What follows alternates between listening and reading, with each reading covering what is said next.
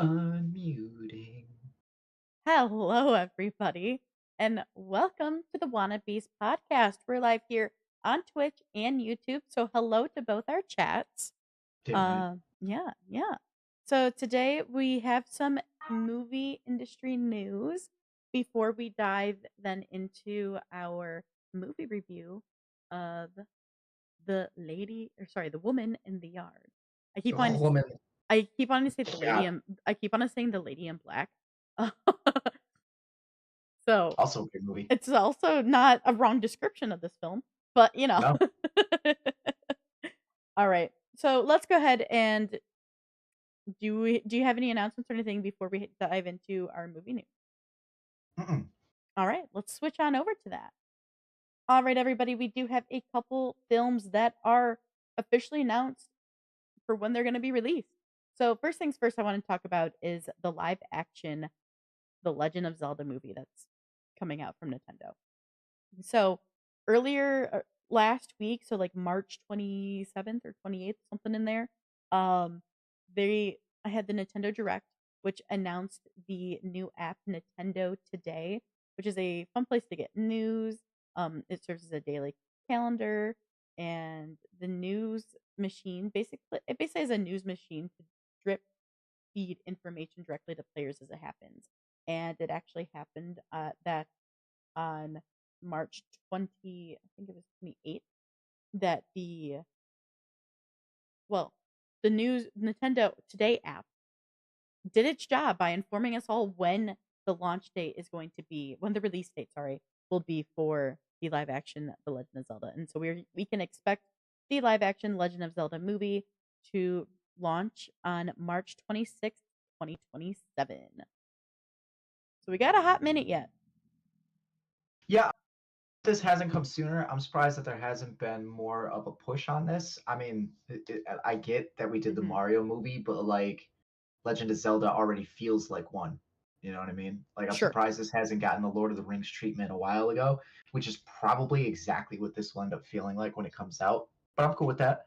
Yeah. I've been cool with a show or something animated. You know, anything would have been cool. But this, out of all the franchises that Nintendo has, I think this one is the most movie ready. So I'm kind of surprised. Absolutely. This or like Metroid. Metroid would be cool. Metroid would be But another really good one, which they but did. this is exciting news.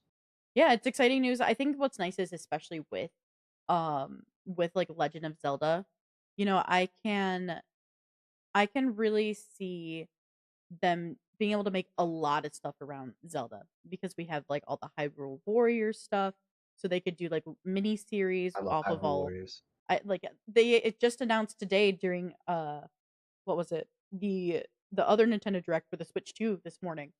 They announced what was it? A new Hyrule Warriors game that's coming to Switch 2. So, you know, they have plenty of story to make either multiple films or even just other offshoots of this franchise in live action.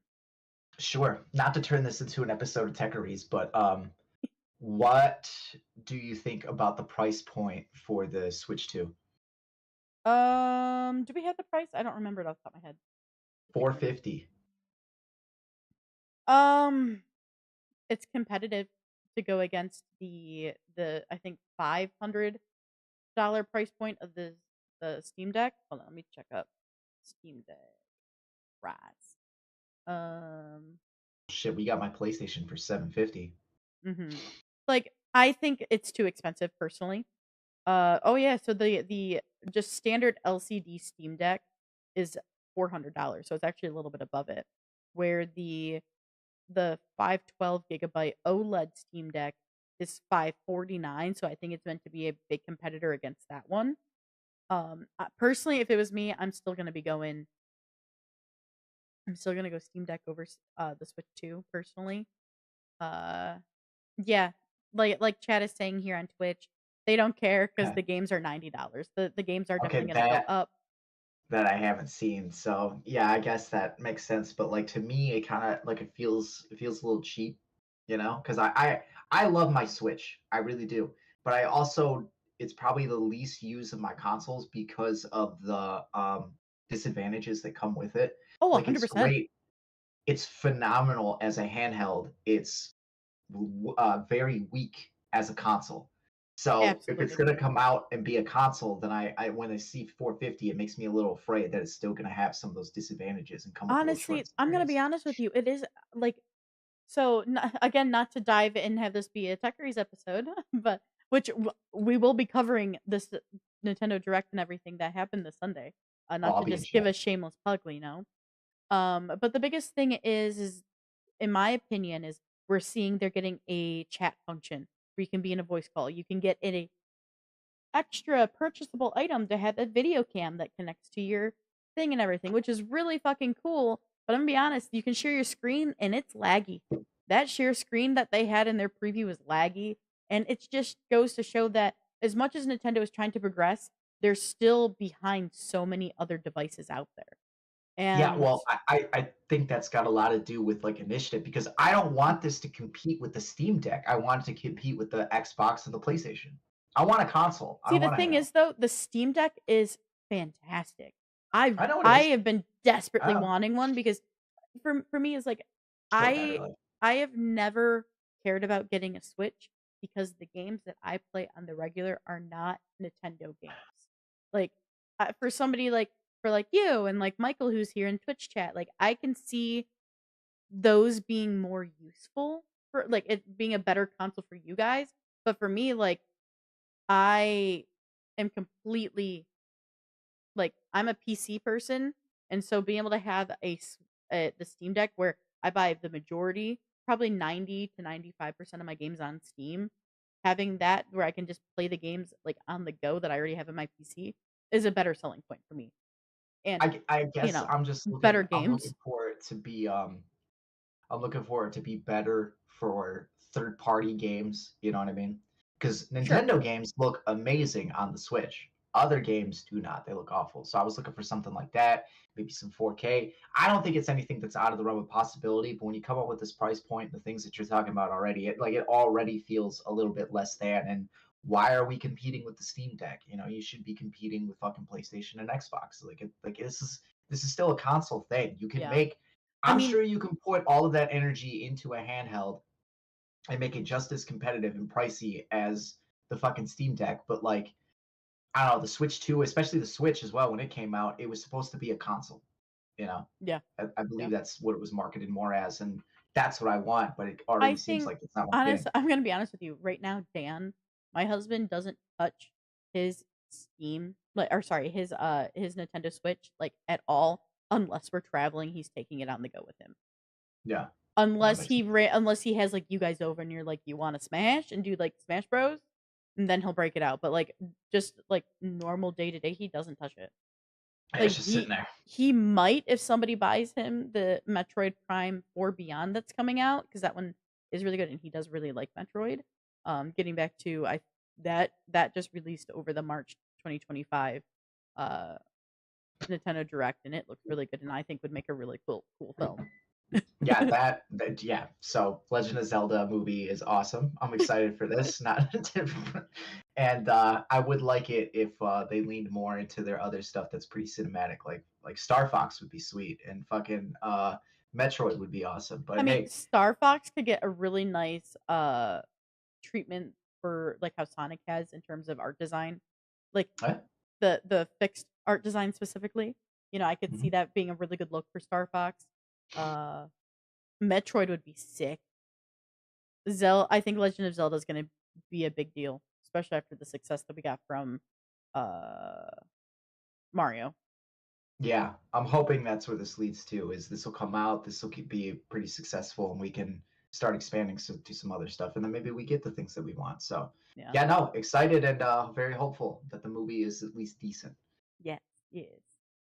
But with that being said, that wasn't the only film that has their release date announced. So, Spider-Man Beyond the Spider-Verse officially will be released in theaters on June 4th, 2027. Sony Pictures announced this at their CinemaCon presentation that was this Monday, so a couple days ago on the 31st. There are photos of the highly anticipated movie, so, yeah, you can go out and find those on social media across a bunch of different platforms. It looks pretty good. I know we're not gonna probably deep dive too much into this. I know Dreaded is really excited to get in here and talk about this when he's able to join us next time. But yeah, it's finally this film has been impacted by the strikes that happened in the film industry and got delayed because of those. So it's excited to see it's back on track and officially having a release date, even if we have to wait like a little over 2 years. Yeah, just don't push your animators too hard. Let them get sleep. let Yes. them let them have at Yes. least a little bit of a life in your movie. While I'm sure either way it'll come out looking spectacular. Everybody will feel a lot better about it if they can feel good about the work that they did. So yeah, that's my only thing is let them have some rest every once in a while, treat them well, and yeah, no, I'm excited. I'm excited for it to come out. I really enjoyed the first two. Obviously, I have my debates with Dreaded all the time about which ones are the best Spider-Man movies. So I'm excited for this one to come out because if this one is as good as the last two have been, I may have to concede. May have to concede to him, but we'll see. And so for Michael here in Twitch chat, they actually said June 2027. That is the official release date. That is the official release. Yep. Not Well, as long as we thought. Thought it was going to be longer. that That's is what I'm true. saying. Let them fucking sleep. But with that being said, that's not the only Spider-Man news we got. On the 31st, we did get something about our good old Tom Holland Spider-Man. So the upcoming fourth Spider-Man film is officially titled Spider-Man Brand New Day. Sony Pictures also announced this at their CinemaCon presentation on Monday, and it will be released in theaters July 31st, 2026. So that might be the one you're thinking of, Michael. The film's logo has been released. Director Destin Daniel Cretton was in attendance at CinemaCon while the star Tom Holland appeared in a pre-recorded greeting to theater owners and press. So yeah, right now Tom Holland is filming the Odyssey, which I cannot wait for in Europe. So that's why he wasn't there. But yeah, we don't have much info other than that. Just release that we have the title, the logo, and the release date. That is it. Yeah, I am excited for this one. I mean, really, really love No Way Home.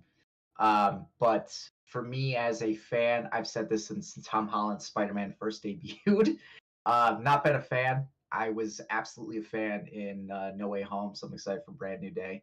I And think this it's is going just to be a good restart for Tom Holland and this Spider-Man too, well, because I think with nobody remembering who he is, this is him, just him being Spider-Man in NYC currently. I don't know how it'll expand from there, but it feels like it's maybe getting back a little bit to the Spider-Man roots that we're familiar with. well, I'm done with the origins. Potentially, yeah, My exactly. origin trilogy is over. I didn't want an origin trilogy, but I got one. Yeah. So I'm glad that's done. And now, yeah, even his costume at the end of No Way Home, I was like, that is might go down as the coolest costume I've seen of Spider-Man on the big screen. I'll wait and see if they stay with that. I love classic look, and that is exactly what that is. Hmm.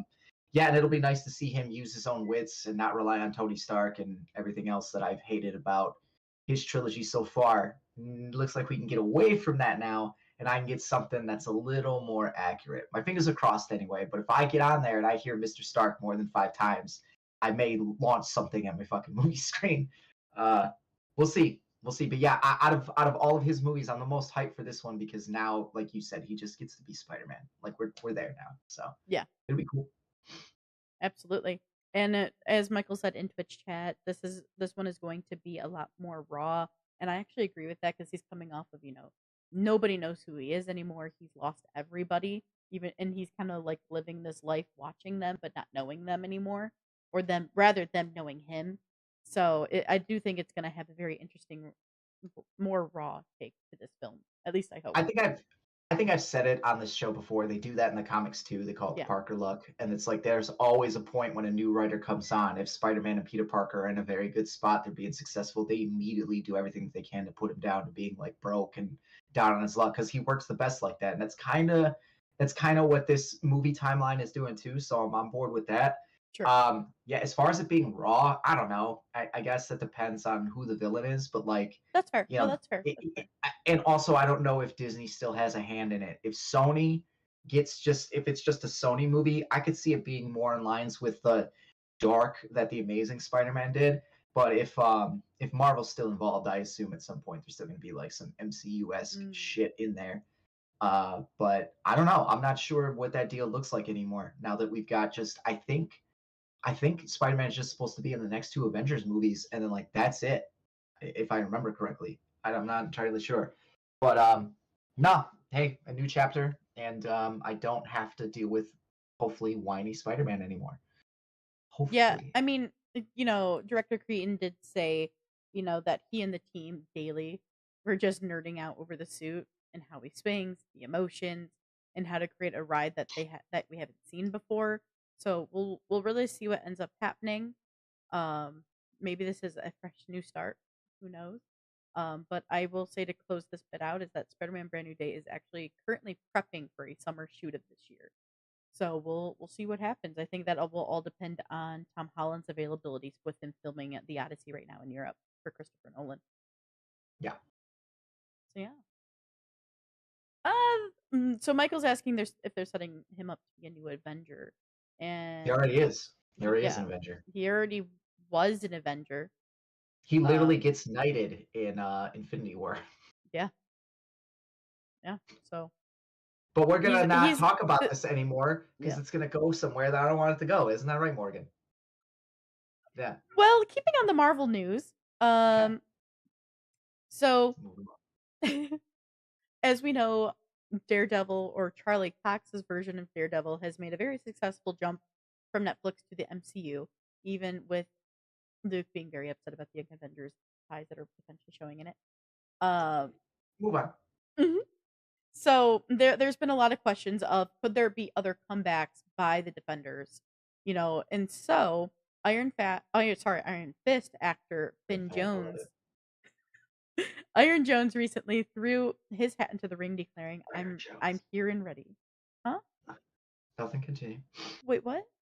No, no, it's cool. I heard it. I don't know if everybody else did, but I did. What did I do? You called him Iron Jones. Well, I was trying to read ahead and get his name. The actor is Finn Jones, Iron Fist actor Finn Jones. Okay. There you Anyway, go. he's ready. He's there and he's ready. So Jones actually last played Danny Rand 7 years ago in season 2 of the Iron Fist Netflix series, and in the Defenders. So basically, Jones' take on Iron Fist didn't go down as well with a lot of fans, and the other Defenders characters leaving some to wonder whether Marvel might actually leave Iron Fist out of future MCU plans. But Daredevil's comeback into the MCU post Netflix has raised hopes for like the continuation of Defenders.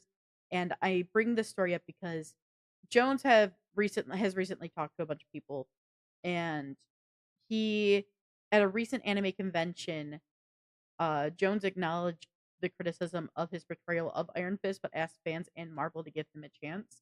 So basically, he stated that there is a willingness for the fans to see that happen. Um, but there's also a lot of willingness for the fans to not see that happen. And he said that he's very very aware of the critiques of the character and his role in it. And he says specifically, my response to that is, give me a fucking chance, man. I'm here and I'm ready, and I want to prove people wrong. So I'd love to see that happen. With that being said, because I haven't had the chance to watch Daredevil Born Again, do you even want Iron Fist to return? And if you do you think that it is doable with what you're seeing so far? Yeah, so I would be okay with it. For the record, I don't hate any of the Netflix shows. I love them all for different reasons because they are all like they all have different feels. You know what I mean? Sure. But yeah, no, I understand the thing with Finn. I think he's barking up the wrong tree because if I remember correctly, like when he was doing the show, he wasn't even about it. Like he didn't want to train. He didn't really want to do any kind of choreography. He just kind of wanted to show up and get a paycheck. Is the vibe that you get if you look into it. Sure. But when he was on screen, I thought he was fine playing Danny Rand. I thought he was pretty good. And whenever Iron Fist would interact with Luke Cage, like those two characters together were a lot of fun. That those two actors have very good chemistry together. So I don't necessarily need Finn Jones to be Iron Fist, but if they wanted to do it, cool. I don't know if he needs his own show. Maybe he's just around. You know what I mean? And he can show up. I'd be fine with that too. Yeah, in fact, if I'm ranking the Netflix shows, Iron Fist would probably be the weakest one out of all of them. I much rather want to see Jessica Jones. I want to see Luke Cage. Punisher, I got. Daredevil, I'm getting. Um, those are fine. If they want to do that with the Defenders, that'd be great. But, you know, if there is any kind of interest and they do want it to be Finn Jones, I'm cool with it. I agree with them. He had a shit time last time, mostly due to him. Like, yeah, if they want to do something a little more accurate and give him another shot, I'm totally cool with it because I think he is entertaining in the role. But it's just you read about his like backstage antics and like the behind the scenes and how he was acting. It's like I don't know if you really deserve it, man. But if they want to bring you back, I don't care. Also, Okay. we do need to understand that if they do Iron Fist again, we can't have the fucking outrage and the backlash that we had last time because that's the fucking character. Like that's what it is. I don't want to do that again. Iron Fist already was getting a bad rap before it even came out for reasons I'm not going to get into, but if you know, Sure. you know. Um I just don't want any of that to happen again. If they decide to do it, let it happen, let them have a shot, and if it ends up being bad, all right, fine. We never have to see Finn Jones again. But like that whole thing from him to the internet to everything else, like I don't think it ever really got a fair shake. So yeah, I think I just talked myself into it. If they want to do it and bring back Finn, great. But they don't need to bring back Finn. It could be somebody else. Sure. Sure. That's very fair. Well, we'll see what ends up happening, you know? I will say that does wrap up for tonight my Marvel news.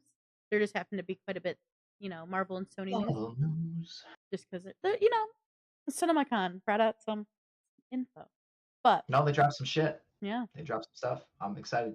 to take a minor turn into a little bit more sad news, I do want to announce that uh the sad death of our star of Batman Forever, The Doors, Tombstone, even, what is the film called? I'm just blinking. I literally had it right there. Top Gun. Sorry. Val Kilmer sadly had passed away on April 1st. He died at the age of 65. The actor had been battling cancer for years.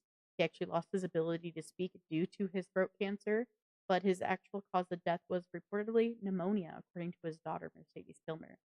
But very, very sad news, and I just wanted to share this information because I know there's a lot of Val Kilmer fans out there. I'm one of them. Yeah, I liked Val a lot. Very interesting career. I don't know whatever happened, but he was having one of those renaissances where uh in some pretty iconic movies in the 80s, probably the apex of his career would be the 90s with movies like Yes. Heat, Tombstone, Batman. God, he's in some classics. And then like for the whole 2000s, like he's got a straight like to DVD bin that you could find where that's where his movies were going. And I remember getting his movies. I'd be like, I don't understand like why this happened to him. Um, but yeah, he had just that straight to bin Nicolas Cage like everything. I'm not gonna say no to anything. I'll be in whatever, and it's gonna go straight to the DVD bin. And then within the past, I don't know, 5, 6 years, he's kind of been coming back. There was that documentary, Top Gun Yeah. 2. A lot. He was starting to be everywhere again and getting his story out, and it looked like even without being able to speak, if he wanted to, he probably could have had Yeah. another career. So the documentary was called Val Review. It was actually in 2021. Val Kilmer really opened up about his personal life and career, which Hmm. was chronicled in the documentary Val Review, which basically within the documentary, the actor opened up about his private demons and professional behavior that may have derailed what could have been a much longer and more successful career as a leading man. But there was always a big credit he always gave to Tom Cruise, especially very recently, because Tom Cruise actually fought very hard to have him included in Top Gun Maverick, which was back in 2022, which is actually Kilmer's last major film appearance. Sadly, before Hmm. he died. Yeah, man, he's just one of those where I've said it before. Like, there's actors and then there's like actors, right? Like Val Kilmer is very much an actor, and it's So, like you yes. hear about some of the shit and how seriously he took it, and you go, damn, dude, like take a chill pill. but a dude loved his craft, and he absolutely was an artist. And it's unfortunate he's not with us, and it's unfortunate that he lost his voice because it would have been cool to hear him talk. I think he's got an interesting voice, the way he talks and stuff. Like his I Batman do too. is one of the most weird, It's eclectic, definitely interesting like things. it's very unique. Yeah, yeah, yeah. Yeah. But yeah, that's sad. His movies range from "Why would you do this" to fucking classics. So I mean, what a career! What a career, man. It was it was an interesting time, those 80s and 90s films and early Yeah, 2000s for sure. For sure. yeah. Got some it's interesting because you got a lot of people like Val, where you got a lot of like, "Why the fuck would you do this?" to like complete classics during that time The for sure. mid the early to late 2000s, man, a lot of people that we like Wesley Snipes got it, Nicolas Cage, Val Kilmer, I'm Yeah. sure there's more where it's just like I would go to Yeah, Blockbuster or I whatever, would and you throw in just see Jim a Carrey random in ass there. movie, right? Yeah, you just see Fucking, them doing some random uh shit. It's like what? What? yeah. Yeah, there's a lot. But anyway, I do have, by the way, more CinemaCon news because there was some big John Wick news that released at CinemaCon. So, it's official. John Wick 5 is officially in the works. Lionsgate confirmed this at the CinemaCon, and they also confirmed that 60-year-old, still looking fantastic Keanu Reeves because he's a freaking god, is set to return to the role. So the announcement was made on stage during CinemaCon by Adam Fogelson, which is the chair, who is the chair of Lionsgate Motion Picture Group.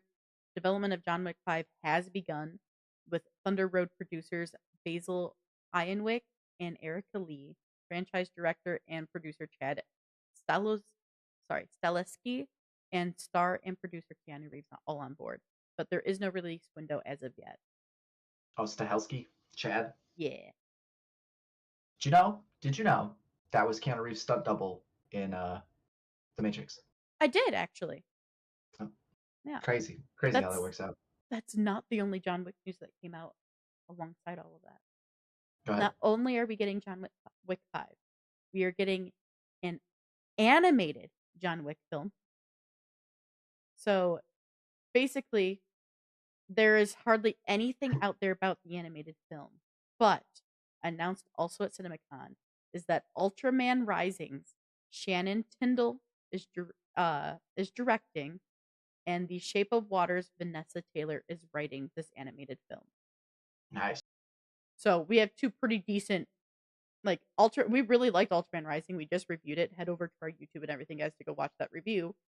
And we really enjoyed that. And I'm wondering if we're going to get a kind of similar art style, knowing that she directed Ultraman Rising and she's directing this. And then we're Shohei getting Ohtani is now John Wick. Is that what you're telling maybe it would definitely be a darker version. Actually, yeah. Thank you. Thank you for bringing that up, Chad. Doesn't the ballerina come out this summer? Yes, Ballerina is. Let me find out the exact release date because I'm blanking. It comes out June 6th this year. I'm excited. Oh, and I it's am funny too. that you mentioned his age because immediately when you're talking about it, like the Deadpool line "till you're 90" came to my head, and I was like, maybe. I will never not watch a John Wick movie. Like ever since the first one, these things have been damn near perfect as far as action movies are concerned. Obviously, maybe the logic And is something you hey, have to. we don't know if this John Wick animated film, if it's gonna center directly John Wick. I'm assuming it is, since they're calling it the John Wick animated film, not a John Wick Probably spinoff. be more like a world building thing, which for me I is agree. cool because then I I can hear agree. Kiana like say more lines. Because in these movies, he really doesn't talk that much. No, not at all. But and we also like Keanu is getting more and more into voice acting, and he does a really good job. I really enjoyed him as Shadow. He did a really good job. We've seen him in Cyberpunk 2077, and I believe there's Well, you have, another. I haven't. I Well, gotta play that. get good in. The But bugs kept me away. but there is another bit of John Wick news from CinemaCon 2025. Do you remember who Kane was in the last Yeah, John Wick form, the blind yeah. guy? It's fucking Donnie Yen. That's my guy. Okay. So so the legend Donnie Yen is actually set Yeah, right. to He is set to direct the John Wick spin-off film, Kane. We're getting a spin-off film like we did for the ballerina, and now about Kane himself. So the man acting Kane is also the one directing this film. There's no additional information yet, but all of these came from the announcements of the world of John Wick. So Yeah. there's a lot more happening with this franchise than we all thought. Yeah, I will again second verse same as the first for Donnie Yen. I'll watch anything that Donnie Yen is in. But I find it funny that like the last couple American produced films that he's in, like he's always got to be nerfed, and usually he's blind, and I don't understand why it's always got to be that way. He's just But good then at I think about it, I go because Donnie Yen's the fucking man. It's like I gotta believe that he could like take a punch, I guess. Uh, it. but Kane was cool in four. Kane was I cool, liked his and character a lot. yeah, Donnie Yen can definitely carry a film. He does it all the time. So it's nice to see that there's somebody on this side of the pond that There has enough was faith in him to not only be in a Yeah, film and yeah. star in it, but fucking direct it because he does it all the time back in China.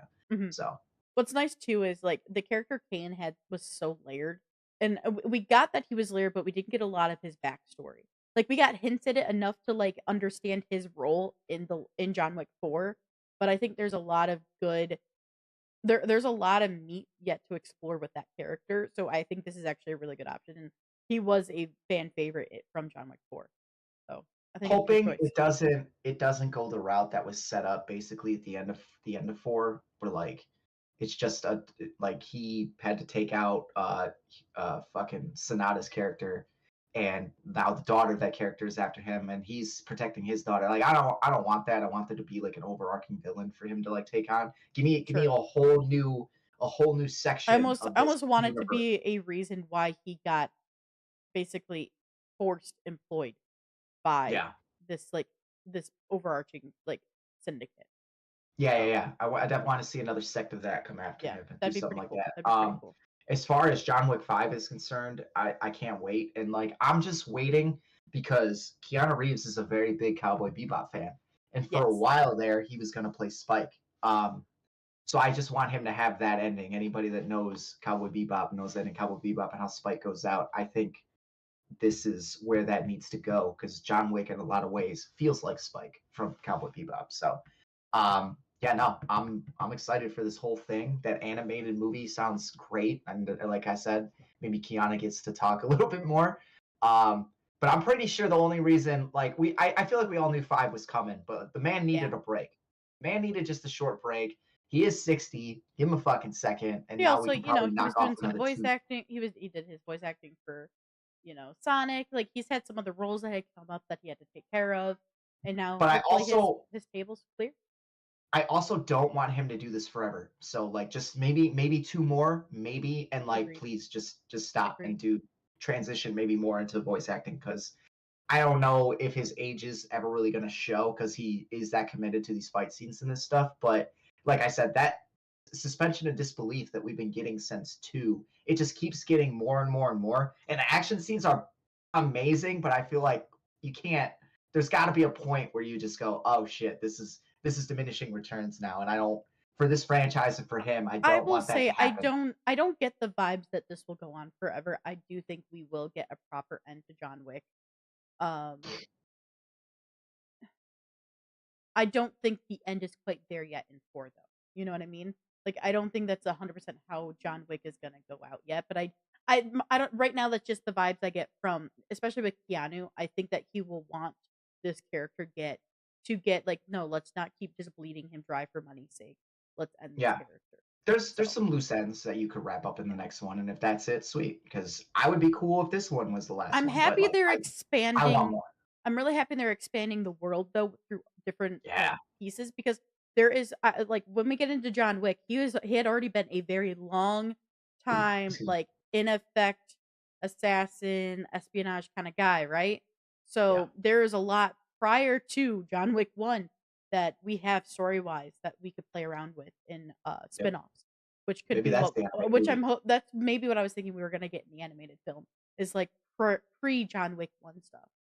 That's the impossible task, which would be sweet. And So then it yeah. ends with him falling in love and leaving to be with his wife. And then we start the cycle all over again. Can't wait. Yeah. All right. With that, everybody, that is our movie industry news for today and this week. We A are little going real to long-winded for a change. Sorry about that, but there was a honestly lot though, today. I went searching for news, right? And holy cow, for once we really had news. But we're slowly transitioning out of that lull period and starting to get into like the busier time for films, whether it's through announcements or the beginning of getting some of our bigger uh film releases, because that's going to be start kicking off here in a little while. April's usually the month where that starts kicking off. So it's nice for once to have some actual fun news to share rather than a couple pieces here and there. But with that being said, guys, we're doing something a little different today. We're going to be right back. We're going to go on a be right back screen. And when we return, we'll be diving into our movie review of The Woman in the Yard. But while we are gone, we actually have a trailer for you guys to watch of Luke's film that is currently in crowdfunding called Crawl Space. So while we head out and I go use the restroom, Be gentle. take a look. Take a look at this very early look. It is not complete yet. So do know that. But here is momentarily your first look at Crawl Space.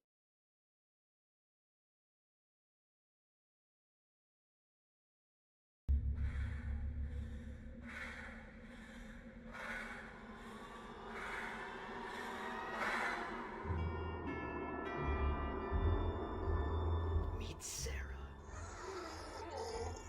Now, Sarah was supposedly a very naughty bride. The story goes, one night she left her house to meet her lover. And her husband followed her into the woods behind their house. And when he saw the two of them embrace, he was filled with rage. And he killed Sarah. See, there's one little problem, though. That grave is empty and has been for hundreds of years.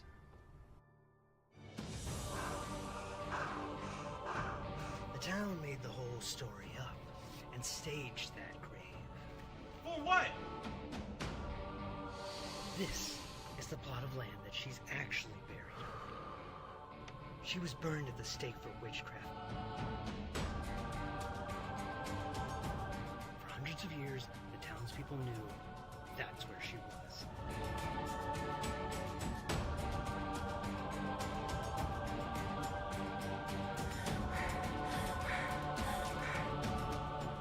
Your house.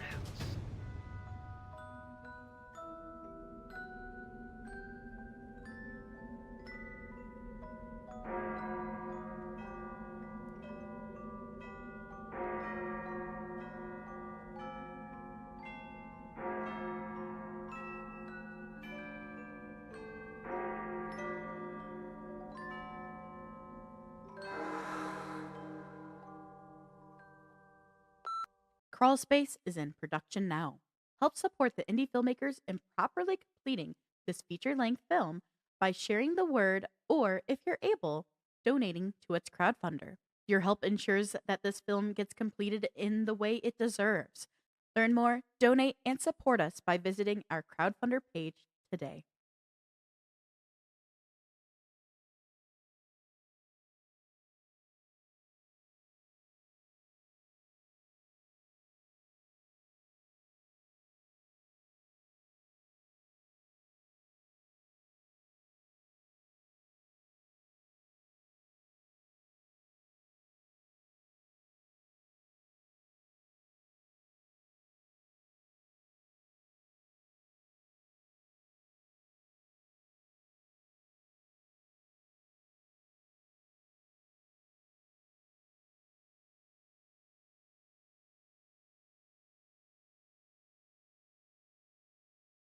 Alrighty, everybody. That was your first look at Crawl Space, which is currently in production.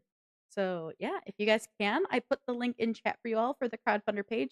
If you can, share it, help donate whatever you can to do to help support the film, because it's it's gonna be a good one. It's gonna be a good time, and we, I know, like I say we, but I know for sure more so than me, even Luke. This is his child right now, so Luke cannot wait to get this out in front of all of your faces.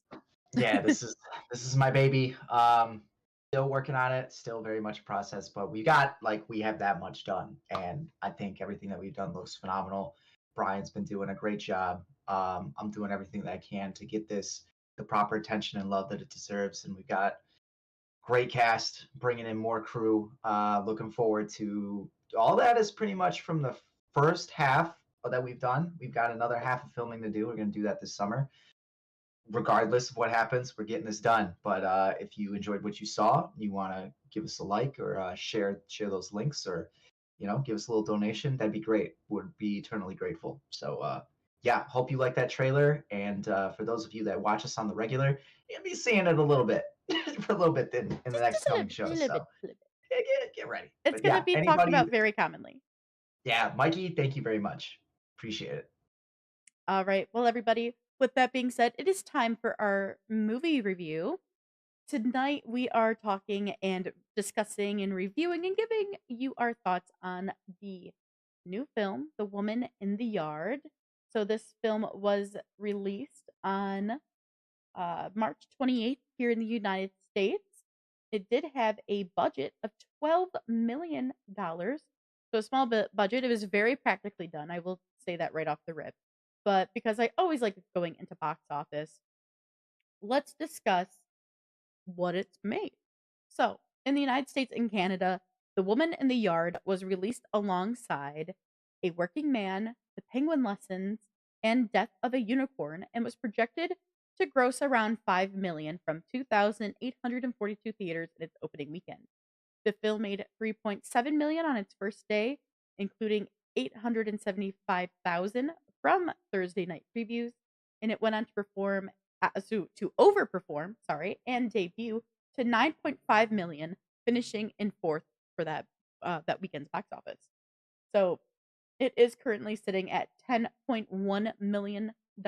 So it's almost there to making back the budget for the film. And I'll be honest, I had this discussion with Dan.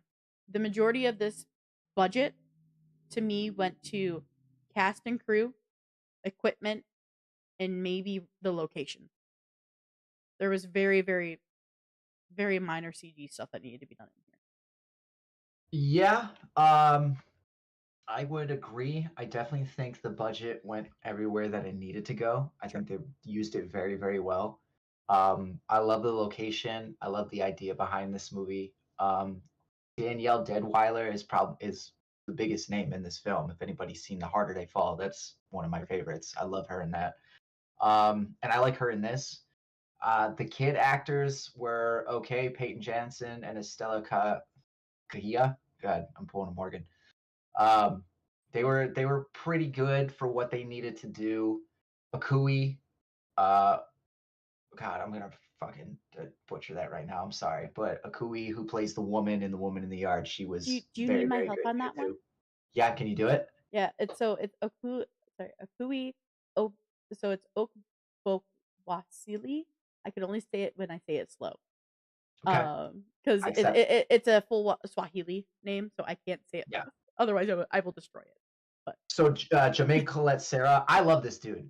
he's Run so All good. Night, Run All Night is one of my favorite movies. This, I think he does A Walk Among the Tombstones. I think that's him too. That's another good one.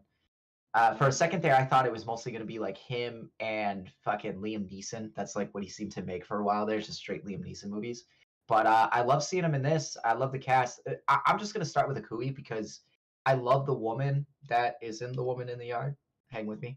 But like you see her face a lot in this movie, and that makes her less intimidating. Like Akui is not scary to me, but when like she's shrouded and you don't see her and she's just being menacing, like she pulls that off.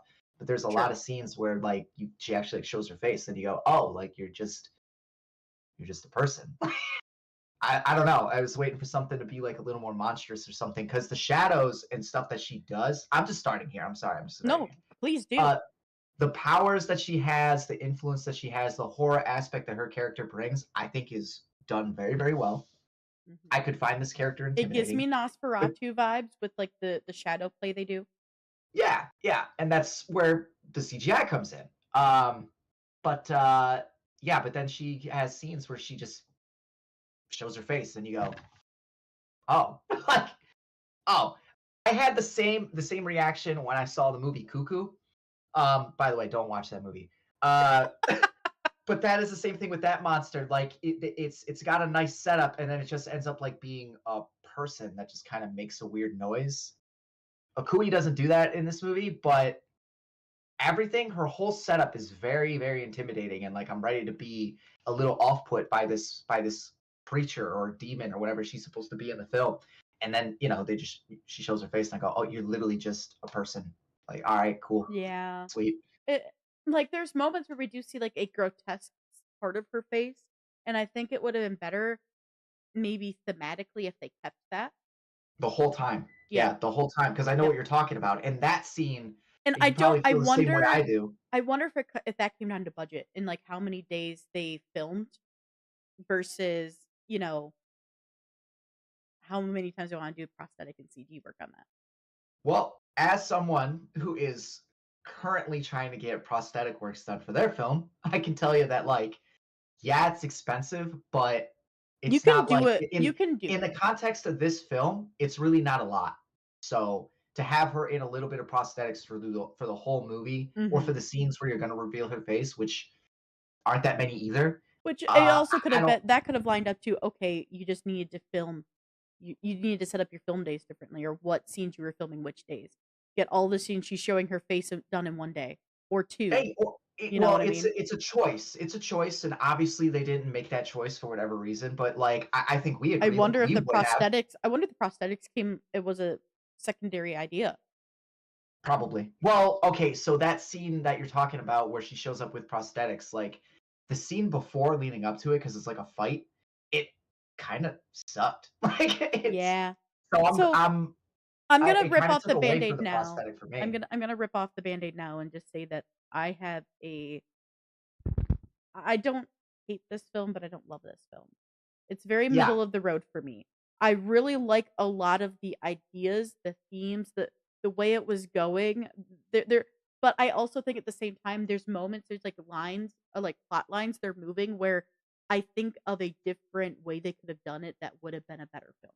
I think Well, even I just think even just the acting choices too, yeah, right? The artistic choices, like you're 100%. saying. Like, I think visually, it's a very well-made film. Yeah. The actors really brought it. I think the actors did a phenomenal job. However, on the other side of it, though I don't like what the end theme and everything ended up being, I also Sir, this is my movie review, not yours. Um, I also think that they could have made a more impactful film by taking it a couple different ways that I felt like they were going to, and then I was honestly disappointed they didn't go the way I was initially thinking. And but at the same time, what I got was still predictable. I would like to see this again just to see if I can understand the rules better, because this film gives me vibes that Lights Out gave me. I love Lights Out until the ending. I love Lights Out until like it breaks its own rules. This was kind of giving me the same vibes.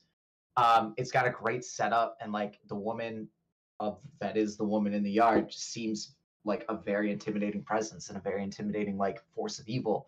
And then as the movie drags on, it's not so much about her, it's about the family, which is fine.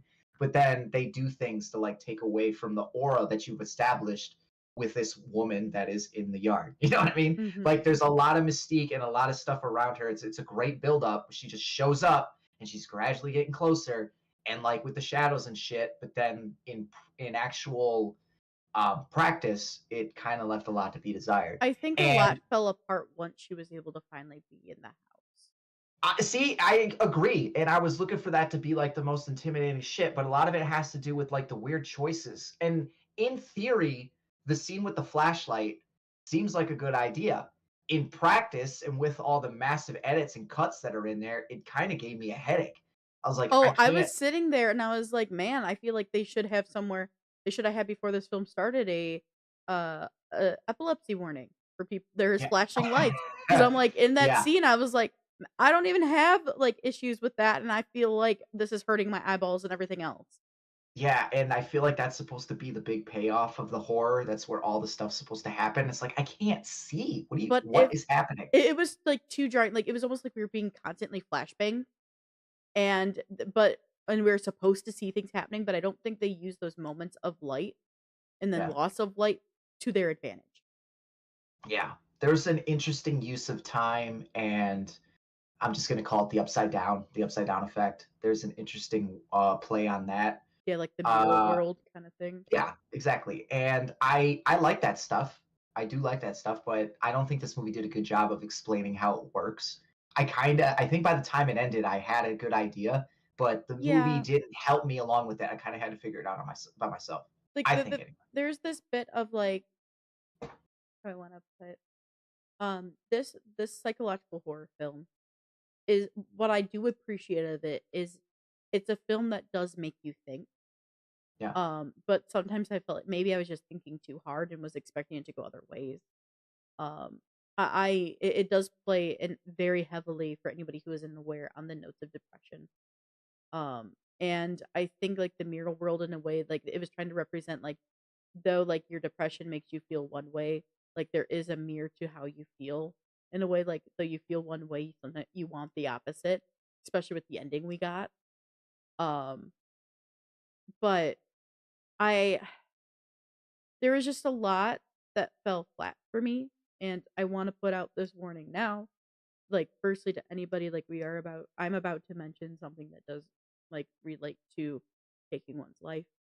There are themes that does play into that side of it, and it that narrative of that when we got to that part where they really had that as the forward narrative, it was very strange how they put that narrative together. I understand what they were working towards and what they were trying to do, but it felt almost a little too pro suicide for me. Um, I don't know how to explain it. Obviously, this is not a pro suicide film. This is very much fighting those inner demons. Is it? Uh, Okay, no, no, because with maybe the themes that we're going to talk about are going to get a little heavy, but it's in the movie, so like I have to yeah, do it. And yeah, this is one of the things that I didn't like because I didn't like that ending because I didn't feel like it earned it. Same thing with agreed. Lights Out. Like Lights Out, I didn't think I had anything to do with any of that until the movie ended. And I went, "Oh, that's what we were doing the whole time," and I didn't like it because I didn't feel like So they had earned it or were doing a good job of portraying that. This movie I think did an okay job with it. Danielle Deadweiler, her mhm. character being down on her luck, just lost her husband, her fucking legs jacked up, the car crash and everything that you find out later on. Yeah, that should have probably been the focal point, and the whole Like message there of were nodes of like the depression and the darkness she was feeling, but there was and like the loss, but there wasn't ever the thought like I never from the beginning felt like her wanting to take her life was very forward in her mind. I mean it not to I mean spoilers I guess, but because the whole thing, the whole reason why the woman that is the woman in the yard is there is because like mom just wants a break. Like mom's fucking tired, exhausted, like got to take care of these two kids by herself. This whole thing, like I get that. I've seen that. I Yeah. understand that. But Yeah. my whole thing and by the time the movie ends, it was, oh, so you're just gonna take the easy way out, I guess. Like that's unfortunate. There's even a line in there like everybody would be better off type shit. And it's like, but would they? That would they though? I This is literally just said the exact same thing. I literally looked at him like, "What they?" yeah, yeah, this is just something that you're just gonna decide for everybody else, right? So by the time the movie was over, after everything we just went through, where you've got this character that's fighting for her kids and fighting to stay alive and protect everything, just to be like, oh well, like I give up. I guess I'll just do it this way. By the time it's over, I went, I I feel like you're doing a disservice to your characters by doing that, you know. And I don't think given everything that you had them do, you didn't earn this ending just to have it be like By the we're done time here. she Like, gets her like she saved Annie yeah. and Which didn't sh make any sense to me, by the way. That it was whole thing that made whole thing no was sense to me. trippy. Yeah. That was trippy and That's what I'm weird. saying. Like, I probably gotta watch this again.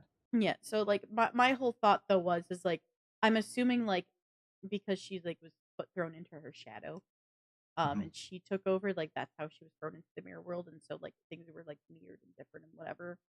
But I Which, think by the way, real quick, hold that thought because, yeah, like, that visual of the woman going towards Annie and, like, that shadows tripping out in the back, like, that was a good scene. I enjoyed that. I'm like, where's this been the whole movie? Like, I want Yeah. more of that.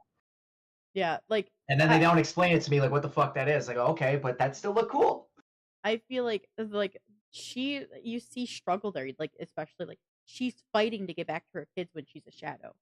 And then you see That's what I her. thought, but that doesn't really go anywhere because then they do the weird time thing. Yeah, no, 100%. And but my thing is like she's fighting and she's trying, and then there's this weird lull.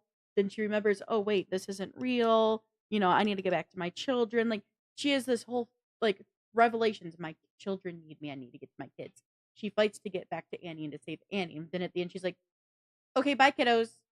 Yeah, It's like it's what? time for it's go to the farmer. It's time for mom to offer herself," to Yeah, put it very seriously. bluntly. No, And seriously. like, and then to me, it also felt weird at the end. The children came back at the very end of the film, and you had learned that she didn't go through with it. She decided to live. No, yes, she did. Yes, she did.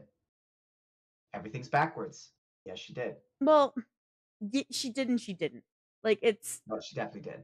She I know, definitely but took. like, By the but time the that end. movie is over, she is dead, and she is now in whatever mirror world where everything's fucking all hunky dory and shit. I was like, I see you, movie, but this isn't what you were going towards. You just pulled this out of your ass. Yeah, like there's the whole weird thing is like, well, if you did send them away, where are the children? Like, or what? Like, where's the? Why didn't they come back with maybe somebody from the farm you sent them to and stuff? Right. There's a lot of things like that confuse me. Like, I didn't go in, to be fair, knowing hardly anything about this film. I knew Same. very very minimal. I went in and from like the first few lines of like talking with her husband, and then it didn't really sound like her anymore. It sounded like somebody else was talking about the house.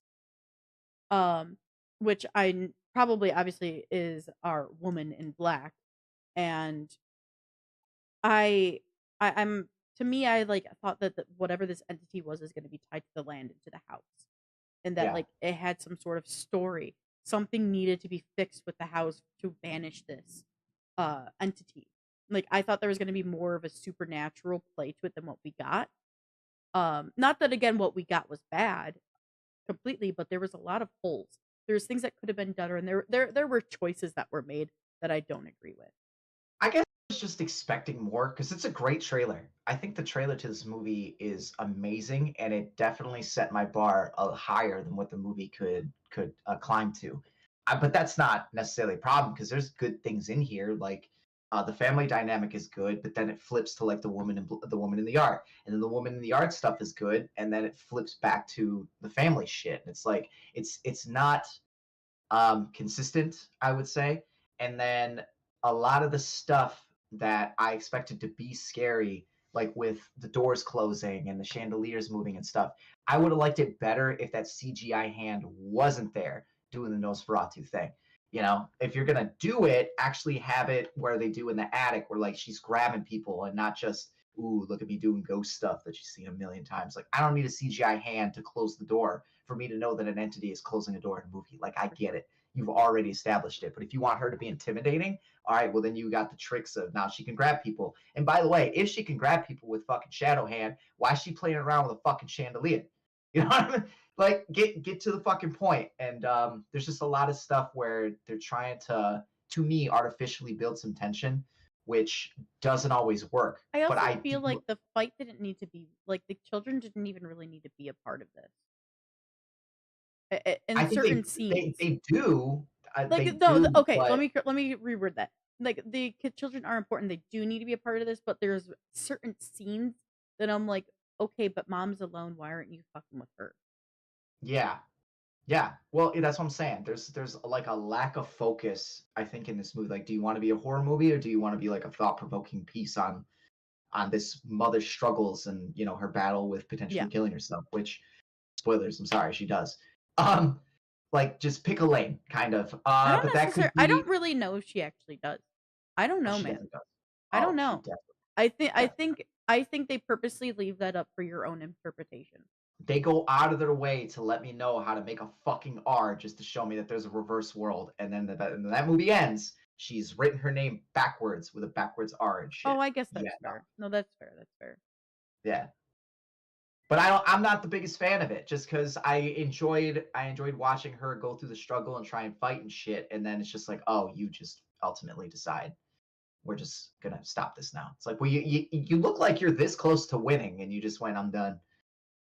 Yeah, like And also, I want to give this film more credit, but at the same time, I can't because I felt like it had a lot good going for it, and then somewhere they just hit the brakes, and it's well, the that's end is why. so flat for me. Yeah, me too. And that's why I want to watch it again to see if I can figure out the rules a little bit better. Mm. Like I keep bringing up Lights Out. That monster has a very defined set of rules, and then later on the movie just goes out of its way to break those rules, and then it has basically the same ending that this one does, and that's where it turns me off. I'm kind of doing the same thing here where like I'm into this. Yeah, it's got its problems, but I get where they're going. I like where they're going, and then they just, like you said, just go, actually we're gonna just turn about face, and you go, yeah, but why? Because Mhm. you could establish this the whole time that this is where this was gonna go. You didn't. You actually were leaning in the other direction. Maybe that was the point, but then I think it falls flat because of everything that the movie did to get me there. All signs point here, and I guess just for the sake of, yeah, I don't know, tempering expectations, or you just want to be controversial. I don't know. But then you go in this direction where like I didn't even know that was on the table at all. There were no hints, and then boom, the woman in the yard says, "Actually, we're going to do this," and you go, "Oh, we are going to do this. All right, well, cool." Yeah. Not It's that that's bad, but I think this movie needs to do some things differently for it to land better. yeah.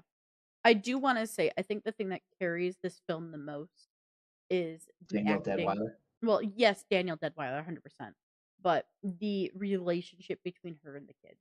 Because I It's will very say believable. they really play on a very good feeling of like mom. So basically, like they just said, like Peyton Jackson is playing her son Taylor. He's a teenager. He's very aware that mom isn't herself, but there's although like he's trying to be understanding and help her with like taking care of his younger sister and like the chickens and everything else. He has a lot of animosity towards her and the way she's acting. And I think my favorite relationship is her and her son. And because it is so well done. Yeah, Like even Taylor, like he did a fantastic job, the actor Peyton. He did a yeah. fantastic job showing just how like caring but also angsty this teenager was towards his mother right now. And um they made their relationship feel very believable. You could see like she goes through moments of being really strict and like not seeming like the woman we see in like the flashbacks in her phone and stuff. And it is even stated by Taylor, like, we know mom's not, herself right now.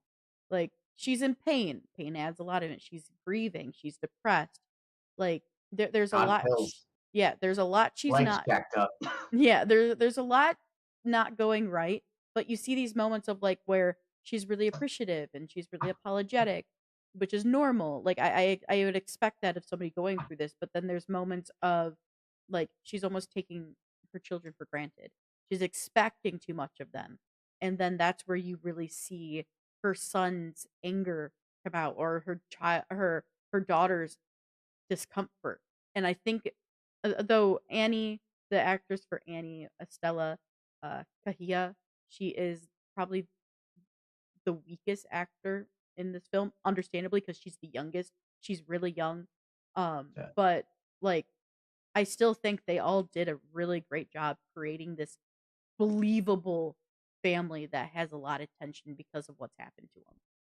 Listen, I thought this was gonna end up being one because I love the setup and everything. I totally get it. Like I know people that have these relationships with their family. I have Yeah. this relationship with my family sometimes. Like I've had these fucking arguments. I've seen things getting thrown. Like I get it. That it's weird to say I enjoyed it, but like they're like you said, they're very believable with that whole dynamic, and I Like like when it. Ramona got up and just caught the ball and threw it out the window. I've seen my mom pull shit on that to my brother before. Like it's Right just though, very much like like, that okay, I'm done. Like yeah, it's that gonna be weird. frustration, I was like, "Oh, I see where this is going." Even the people that were in the auditorium with me too, they were like, "Ah, we see where yeah, she's gonna fucking Mm. lose it." So if this would have been a movie about her struggling not to kill her children, that's exactly what this movie should have been. And see, like The that's where I woman was in at. the yard should have been They that. gave you those vibes really early on, Yeah. very early on, and then it actually turned out the struggle was just not kill herself. just yeah, it's just her struggle. But like, there's a whole family dynamic here. It's not fair to them kids. Because It's not like fair to. like knowing what the ending is, and that was what we were getting to, makes the part where like she's consoling her daughter for being rude to her, and then suddenly her daughter switched with with the pillow, and Yeah, it's a lot of weird she things. stabbed the pillow. Like, hello, that's an insane scene that carries no weight at once we got to the end. Right. Exactly. Yeah, the whole setup was something completely different. I don't know if that was the plan. Maybe the studio got involved. I don't know. Jaume Colette Serra does do these kind of low budget esque fairs where they're usually pretty narratively sound. You know what I'm saying? Like, seriously, watch Run All Night. And if he does do Walk Among the Tombstones, watch that, or any of his movies. They're Yeah, usually yeah. a lot more put. They're put together better usually. And that's kind of been his bag. This is kind of a miss for me. Not a huge miss, but there's There's some a stuff lot that I where like, but then yeah, it just there's falls apart at the end. that whole house and then being trapped inside and shit. It should have been one of the most claustrophobic things you feel, especially when we're thinking Especially like, with so much like emotional tension between the members inside the house. and there's all those weird scenes of her potentially killing her children. Like there's all this stuff, and I get the whole message is she's just had enough. She needs a break. I get all that, Mhm. but Absolutely. we were leaning to something different, I think, and then the suicide kind of comes out of nowhere. Again, not that that's bad. I just don't think this movie does what it Like, needs to earn something like that. thematically, it makes sense because we know, even though it's not spoken, we know she's struggling with depression. So it makes sense that that could be a thought point, but with But everything we had gotten prior to that time, it wasn't where I think the narrative was going. well, also like, what's the message? When in doubt, take yourself out. Like what the like what the fuck up? It What is seemed this? It's like it what the was fuck? strangely, like, pro suicide at the end. Kinda, And kinda. and So that was Dan and I literally, my husband and I were giving each other looks like, "How far are they gonna take this? Oh my yeah. god." Lights Out does the same shit, and it's just like, where the fuck did that come from? Like, we didn't need to do that. All right, okay. And thematically, it does work. It's always going to be a shock, but there's like cheap shock and earned shock. This is somewhere in the middle for me, Yeah. I feel because like there there's could enough have going been on a that I can better enjoy. I think it would have been a better payoff for her to, like, to fight, to prove herself, "I don't need this. This isn't what I needed."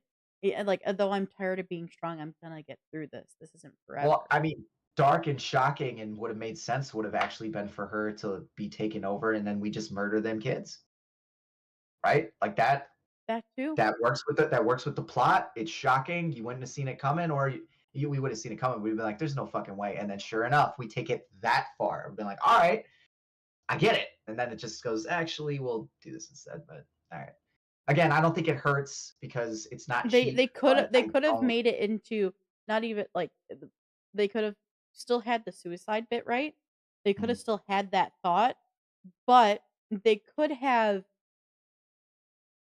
how do I want to put it? They could have made it like, kind of taking your thought as well. They could have made it a murder suicide. She yeah, kills the kids and then she offs herself. yeah, Like, could have done that too. And narratively speaking, it would have made sense. it would You have know what I mean? worked. So I don't know, but that's why Especially like especially because of like the weird thoughts of like her killing her kids as the woman got closer and closer. I'm gonna watch this again because I want to know the rules, see if I can figure out the rules better to the woman in the yard, and then see if maybe I missed something and maybe it all makes sense. But there's like a thought piece on this. I'm ready to see somebody. I mean, yeah, I'll let somebody else do it. I'm ready to see somebody else make like a half-hour video about why this is like the most amazing thing ever and these themes and shit, and see what somebody else has to say. Because right now it's a little beyond me and what I was expecting, but that could just be because of my preferences. But Sure. I'll give it another shot. See what I feel after another viewing. For sure, for sure. Well, with that being said, what would you rate it? 5.5. I think there is enough in here to get by. This is definitely something that I could just sit down and watch because the idea is very interesting to me, and Mhm. there are some unnerving things, but they're mostly before the woman gets into the house. It's all the stuff when she's just outside chilling there. There's also a lot of like dead scenes in there too for that reason. Um, Yeah. the acting is okay. No, the acting is great actually between the family. The little girl's passable. She's fine. I do But think there could have been more kind of. I understand late, like it makes sense later why the woman, like the woman in the yard wasn't as menacing in my opinion because she's meant to be more of just like that dark guiding hand to her inner darkest thoughts. But I that's what do she ends up think being. no, like, I do think, like, there was enough weirdness and tension with her that she coulda like, I think that she, of all of them, is the weakest character. Even against a I don't even know how old Estella Kahia is, but, I think she's the weakest even compared to a super young actor or actress, sorry. I can't disagree. I can't disagree with that statement because there's a lot of with the trailer and her appearance and the stuff going into that. There is a lot left on the floor with what this Yeah. character should have been able to do. Because, like you said, by the time it's over, it's more guiding hand than evil force. And it's like, well, I was anticipating evil force, I guess, and you are presented as such with like the CGI hand and whatnots, but you really don't do anything. And then you have an exchange in the basement with that fucking flashlight where like I can't see shit, and then like you're taking damage, And it's, like, and weird there's too like because like, in the Mirror World, Ramona becomes the woman in the yard briefly. yeah, And that is I- actually when she has her interaction with herself at the very beginning of the movie, which makes more sense. But then it loses that whole thing like, maybe if the woman just came forward and gave this information, like about being more like a guiding hand, I'm here, like you prayed for me, and so I'm here. Like I think there could have been you could have stayed at the same narrative, but maybe written and portrayed in a better way without the weird like mind fuckery that they're trying to put in here. well, that's why it's a 5.5 for me because I have more questions than answers, and like I want those Yeah. answers. So I'm gonna see if I can get them, and maybe that'll either make I my score higher or lower. So we'll see. I don't 5.5. hate I don't hate a film that doesn't answer all my questions and leaves it open to my interpretation. But I can't quite fully interpret and decide what this film is or their endings and like every little thing because I just felt like there was still a lack of info. And so for me it's a 5. I definitely am a little more harsher on this film than you are, but not by much. Yeah, yeah. Um in all like there I think there's even for if you were a young filmmaker and you wanted to look at this and find a way to like make a really compelling film like that's pretty practical like all the costumery very practical like there is stuff to be said here for even young filmmakers to look at but it's just a matter of like there's a lot of good but then there's a lot of missed opportunity or a lot of oh, hey, she's finally in the house. This is supposed to be the climax. This is supposed to be the most intense part. This is what we've been building to. And then it kind of just flutters away because of this new introduced narrative that Hmm. should have been, in my opinion, introduced way sooner. Or never I agree. introduced at all and gone with one of your other plot points. So 5 for me Hmm. because of all that. Yeah. Yep. Still hasn't beat Reminiscence or the little things. It's not that bad. No, It's definitely not that it is bad. a if you want like I will say this to anybody who's listening or watching this later, who's listening on Spotify, like to any of you guys, like I'm not saying don't see this film, but at the same time, don't go in with super high expectations to some of the stuff you're looking at. Like and like some of the ideas you might get from this film, they're gonna not happen. There's like I No, had at least like 3 different films I could have thought of that could have been this film from watching what we were leading up to. but that's what I'm So saying. Like I'm excited for other people to watch it and give their opinions. I kind of want to see where other people's stand I on it agree. because This there's is something here. There is something here. I personally don't think it's executed that well. I agree. 100% agree. This is a psychological horror film that definitely plays heavy into the psyche, into the psychological part. But it and more so because it makes you Kind of. think.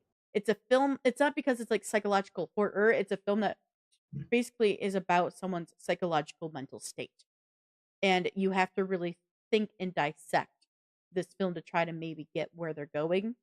And I don't think that's a bad thing. I think those type of films can be really good, but I think for those to be successful, you got to give the audience a little bit more to go off of. Yeah. Yeah. Well, any other thoughts before we end tonight's episode? No, no, like I said, I gotta check it out again. I may have a different opinion on it at a later date, but right now, this is where we sit. Yeah, this is one of those films where though it's like, okay, I saw it. I'm probably gonna forget about it in a few days. I'm not, but just because like the questions and shit, and I keep bringing it up, but it's on the same level for me as Lights Out. I enjoy Lights Out overall more, but it's got that ending and it's got a theme, and it's like I didn't see any of this shit coming. Like, where was that the That's whole fair. time? So Sure, that's sure. where I'm at with this. But I'll watch it again and see what happens. That's fair. That's fair. Well, everybody, this is our movie review of The Woman in the Yard. And thank you so much for everybody who tuned in live. Thank you to everybody who's watching it later and listening to it over on Spotify. You all are fantastic. Thank you for supporting us. But before we go, we just want to remind you that I'm Morgan and that is Luke, and we are your hosts of the Wannabes podcast. Sadly, Dreaded could not join us today, but we will see him next time. Fuck that Before we guy. go, though, we want to remind everybody that you can follow us on Facebook, Instagram, Twitter, Blue Sky, as well as LinkedIn now. So yeah, head on Follow over us. there, give us a follow, and that way you know when we're going live and before we go live, what even we're going to be reviewing. That way you can know what it is, and maybe you can catch it and talk about it with us in chat. But for Also, now, give me your money so I can make a badass movie. Like, this is gonna be good. It's gonna be good either way, but like the more you give me, the better it'll be. yeah. So also we for everybody on YouTube and Spotify and everywhere else, like we are live also on Twitch. We do live stream this show simultaneously on Twitch and YouTube every Wednesday at 8 p.m. Eastern Time. So if you're on YouTube, head on over, give us a follow here on Twitch. And if you are on Twitch, head on over to YouTube and give us a follow there as well. Like the video if you can, because that helps us grow. Like that helps us get more notice on YouTube. So yeah. And if you're on We're Spotify, 5 years deep, baby. Let's yeah. go. If you're on Spotify, thank you for listening and head on over to our other channels as well. But for now, we're going to love you and leave you alone and call it a night here. Thank you so much for joining us once again. Go head on over to the Crawlspace Crowdfunder. Share it if you can. Donate if you can. Whatever you do, the tiniest bits help. But for now, thank you so much. We will see you next week. And next time, don't forget the popcorn. Peace out, everybody.